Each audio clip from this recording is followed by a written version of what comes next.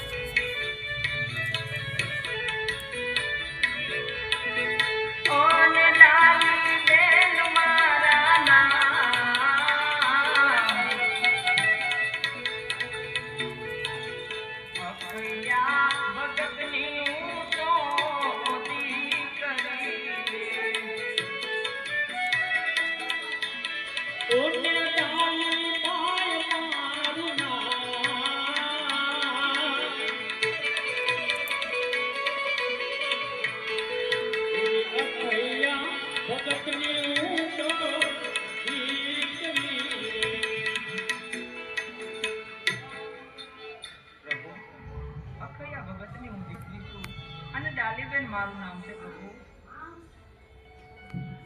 અરે હા દીકરી, તારા પિતાજીનું નામ અખૈયા ભગત કેમ પડ્યું એની તને જાણ છે બેટા? નહીં પ્રભુ, એની તો કોઈ મને ખબર નથી, પણ મારા બાપુજી રામાપીરના ભગત છે અને અમારા ઘરે રામાપીર બાબાનો પાઠ છે અને લોકો બધા એને અખૈયા ભગત કહે છે પ્રભુ. અરે હા દીકરી, તું રોજ અમારી ગૌશાળામાં આવે છો, ગાય માતાને તું ચાંદલો કરે છો.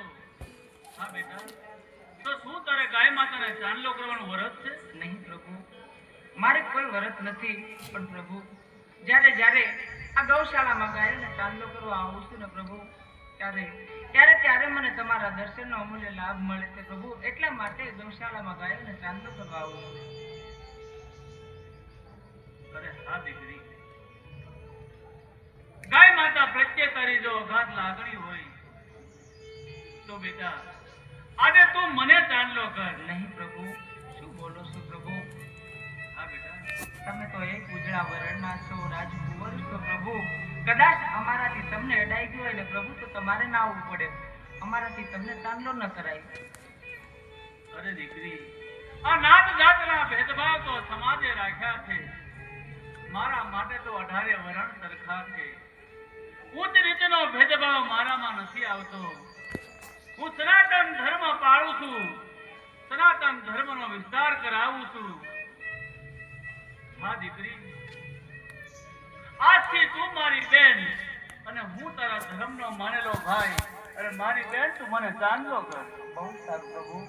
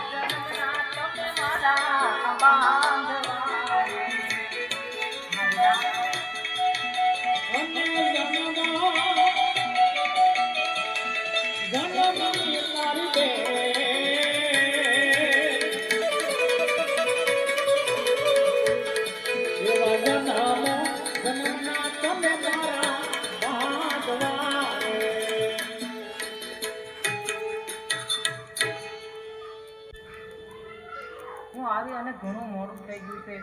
માતા પિતા મારી વાટ જોતા છે. પ્રભુ, હું જવાની રજા લઉં. હા બેન, ખુશીથી તમારા ઘરે જાઓ.